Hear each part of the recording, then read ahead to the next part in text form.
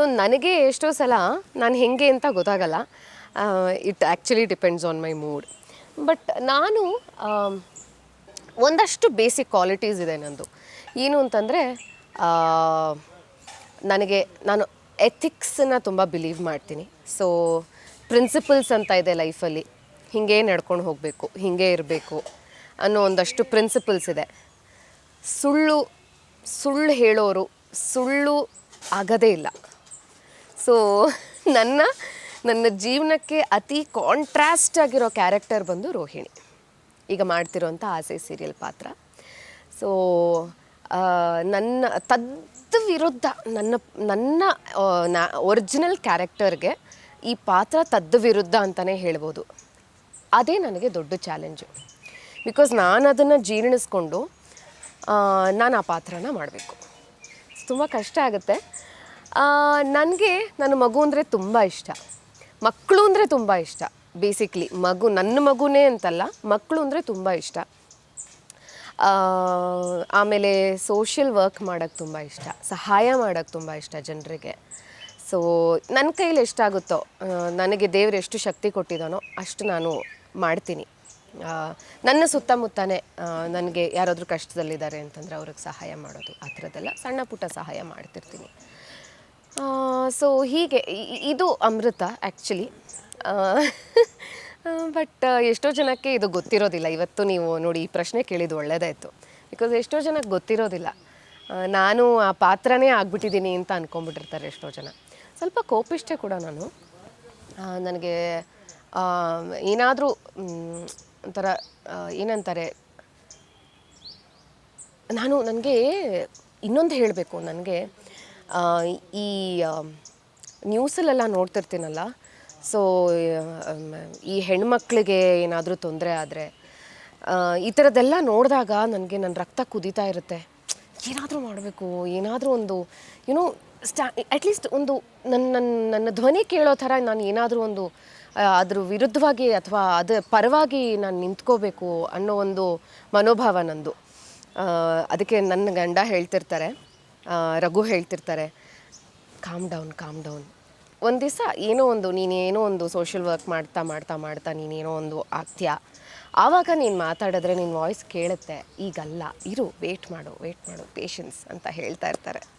So ಇದು ಅಮೃತ. ಅಮೃತ ಮೂಲತಃ ಯಾವ ಊರಿನವರು?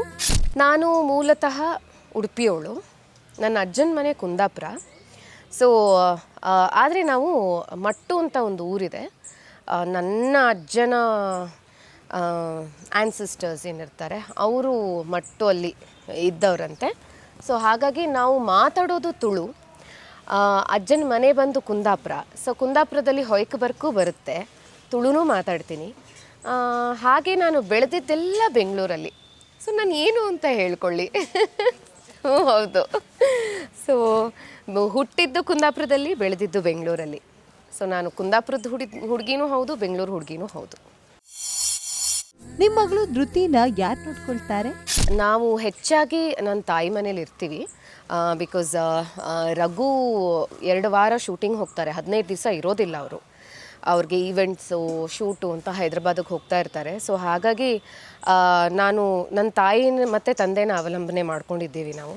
ಅವ್ರ ಹೆಲ್ಪ್ ಬೇಕಾಗುತ್ತೆ. ಬಿಕಾಸ್ ನಾನು ಶೂಟಿಂಗ್ ಬರೋದ್ರಿಂದ ನೋಡ್ಕೊಳ್ಳೋದಕ್ಕೆ, ಧೃತಿನ ನೋಡ್ಕೊಳ್ಳೋದಕ್ಕೆ ಅಜ್ಜಂದ್ರ ಜೊತೆ ಬೆಳೆಯೋದೇ ಒಂದು ಚಂದ. ಮಕ್ಕಳು ಸ್ವಲ್ಪ ದುರ್ಬುದ್ಧಿನೂ ಕಲಿತವೆ, ಯಾಕೆಂದರೆ ತುಂಬ ಪ್ರೀತಿ ಜಾಸ್ತಿ ಆಗಿಬಿಟ್ಟಿರುತ್ತೆ ಮಕ್ಕಳಿಗೆ. ಸೊ ಹಾಗಾಗಿ ಅವಳು ತುಂಬ ಬೇಗ ಮಾತಾಡೋಕ್ಕೆ ಕಲ್ತಿದ್ದು. ಧೃತಿ 9 ತಿಂಗಳಿಗೆ ನಡೆಯೋಕ್ಕೆ ಶುರು ಮಾಡಿದ್ಲು ಅವಳು. 10 ತಿಂಗಳಿಗೆ ಮಾತಾಡೋದಕ್ಕೆ ಶುರು ಮಾಡಿದ್ಲು. ಸೊ ತುಂಬ ಬೇಗ ಅವಳು ಮಾತಾಡೋಕ್ಕೆ ಮತ್ತು ನಡೆಯೋಕ್ಕೆ ಶುರು ಮಾಡಿದ್ದು. ಅದು ಯಾಕೆ ಅಂತಂದರೆ ಬಹುಶಃ ನನ್ನ ತಂದೆಯಿಂದ ಇರ್ಬೋದು. ಅಷ್ಟೂ ಮಾತಾಡ್ಸೋದು ಅವಳನ್ನ, ಮಾತಾಡಿಸಿ ಎಷ್ಟು ಬೇಗ ಮಾತು ಕಲ್ತ್ಲು. ಅದ್ರ ಜೊತೆಗೆ ಅವರು ಶ್ಲೋಕಗಳು ಹೇಳ್ಕೊಡ್ತಾಯಿದ್ರು ಅವಳಿಗೆ. ಸೊ ಹಾಗಾಗಿ ಅದು ಹೇಗೆ ಎಷ್ಟು ಬ್ಯೂಟಿಫುಲ್ ಟ್ರಾನ್ಸ್ಫರ್ಮೇಷನ್ ಅಂದರೆ, ಅವಳ ಸ್ಕೂಲಲ್ಲಿ ಇವಳು ಶ್ಲೋಕ ಹೇಳೋದನ್ನು ನೋಡಿ ಅವ್ರ ಸ್ಕೂಲಲ್ಲಿ ಎಲ್ಲ ಮಕ್ಳಿಗೂ ಶ್ಲೋಕ ಕಲಿಬೇಕು ಅಂತ ಒಂದು ರೂಲ್ಸ್ ಮಾಡಿದ್ದಾರೆ ಇವಾಗ, ಸ್ಕೂಲಲ್ಲೇ ಶ್ಲೋಕ ಹೇಳ್ಕೊಡೋ ಥರ. ಸೊ ನನಗೆ ತುಂಬ ಖುಷಿ ಆಯಿತು. ಓಕೆ, ಏನೋ ಒಂದು ಬದಲಾವಣೆ ತಂದಿದ್ದಾರೆ, ಒಂದು ಬದಲಾವಣೆ ಆಗಿದೆ. ನಾನು ಹೇಳಿದೆ ಅವ್ರಿಗೆ, ಇಲ್ಲ ಇದರಿಂದನೇ ಅವಳ ನಾಲಿಗೆ ತುಂಬ ಸ್ಪಷ್ಟ ಆಗಿರೋದು ಅಂತ ಹೇಳಿದೆ. ಸೊ ಕಲಿತಾ ಇದ್ದಾಳೆ. ಈ ಏಜಲ್ಲಿ, ಅವಳು ಇರೋ ಏಜಲ್ಲಿ ಎಲ್ಲನೂ ಅಬ್ಸಾರ್ಬ್ ಒಂಥರ ಸ್ಪಾಂಜ್ ಇದ್ದಂಗೆ. 3 ವರ್ಷದ ಮಕ್ಕಳು, 2 ರಿಂದ 5 ವರ್ಷದ ಮಕ್ಕಳು ಒಂದು ಸ್ಪಾಂಜ್ ಇದ್ದ ಹಾಗೆ ಎಳ್ಕೊತಾ ಇರುತ್ತೆ. ನೀವು ಒಳ್ಳೆ ನೀರು ಹಾಕಿದ್ರೂ ಹೇಳ್ಕೊಳುತ್ತೆ, ಕೆಟ್ಟ ನೀರು ಹಾಕಿದ್ರೂ ಹೇಳ್ಕೊಳುತ್ತೆ, ಏನು ನೀರು ಹಾಕಿದ್ರೂ ಹೇಳ್ಕೊಳುತ್ತೆ. ಸೊ ನಾವು ಏನು ಫೀಡ್ ಮಾಡ್ತೀವಿ ಅವಳನ್ನ ಮಾನಿಟ್ರ್ ಮಾಡ್ತಾ ಇರಬೇಕಾಗತ್ತೆ. ಅವಳು ತುಂಬ ಜೋರು. ಅವಳು ಮಾತಾಡೋದನ್ನು ನಾವು ಕಂಟ್ರೋಲ್ ಮಾಡೋದಕ್ಕೆ ಎಷ್ಟು ಸಲ ನಾನು ಕಂಡುಬಿಡ್ತೀನೋ, ಏನಮ್ಮ ಹಂಗೆ ಕಂಡುಬಿಡ್ತೀಯ ನೀನು ಅಂತ ಕೇಳ್ತಾಳೆ ನನಗೆ ಈಗಲೇ. ಸೊ ಎಲ್ಲ ಕಲಿತಾ ಇದ್ದಾಳೆ, ಒಳ್ಳೆಯದು ಕಲಿತಾ ಇದ್ದಾಳೆ, ಕೆಟ್ಟದ್ದು ಕಲಿತಾ ಇದ್ದಾಳೆ. ಆ ಕೆಟ್ಟದ್ದನ್ನು ಫಿಲ್ಟ್ರ್ ಮಾಡೋದಕ್ಕೆ ನಮಗೆ ಒಂಥರ ಏನಂತಾರೆ, ಒಂದು ಟಾಸ್ಕ್ ಆಗಿಬಿಟ್ಟಿದೆ.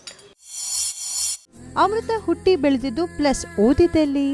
ಇಲ್ಲ, ಅಮೃತ ಬೆಳೆದಿದ್ದು ಕಂಪ್ಲೀಟಾಗಿ ಬೆಂಗಳೂರಲ್ಲೇ. ನಾನು ಸ್ಕೂಲು ಕಾಲೇಜು ಎಲ್ಲ ಮಾಡಿದ್ದು ಬೆಂಗಳೂರಲ್ಲೇ. ಆದರೆ ಸಮ್ಮರ್ ಹಾಲಿಡೇಸ್ ಅಂತ ಬಂದಾಗ ನಾವು ಊರಿಗೆ ಹೋಗ್ತಾ ಇದ್ವಿ. ಹಾಗೆ ರಜಾ ಸಿಕ್ಕಿದ್ರೆ ಊರಿಗೆ ಹೋಗ್ತಾ ಇದ್ವಿ. ಸೊ ಕುಂದಾಪುರದಲ್ಲಿ ಅಜ್ಜನ ಮನೆ ಇದ್ದಿದ್ದರಿಂದ ಕುಂದಾಪುರಕ್ಕೆ ಹೋಗ್ತಾ ಇದ್ವಿ. ಸೊ ಬೆಳೆದಿದ್ದೆಲ್ಲ ಬೆಂಗಳೂರಲ್ಲೇ. ನಾನು ಕಾಲೇಜ್ ಮಾಡಿದ್ದು ಬೆಂಗಳೂರು. PS ಅಲ್ಲಿ ಇದು ಮಾಡಿದ್ದು ನಾನು. PU ಮಾಡಿದ್ದು PS ಅಲ್ಲಿ. ಆಮೇಲೆ ವಿಜಯ ಕಾಲೇಜಲ್ಲಿ ನಾನು ಡಿಗ್ರಿ ಮಾಡಿದ್ದು, BA ಇನ್ ಜರ್ನಲಿಸಮ್ ಮಾಡಿದ್ದು. ಸೊ ನಾನು ಸ್ವಲ್ಪ ದಿವಸ ಎಲ್ಲ ಓದಿದ್ದೆಲ್ಲ ಆದಮೇಲೆ ಒಂದಷ್ಟು ತಿಂಗಳು ನ್ಯೂಸ್ ಚಾನಲಲ್ಲಿ ಕೆಲಸ ಮಾಡಿದೆ.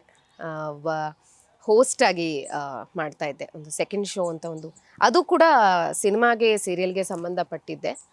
ಸೊ ಏನೋ ಇಲ್ಲಿಗೆ ಬರಬೇಕು ಅಂತಿತ್ತು ಅನಿಸುತ್ತೆ ಬಹುಶಃ.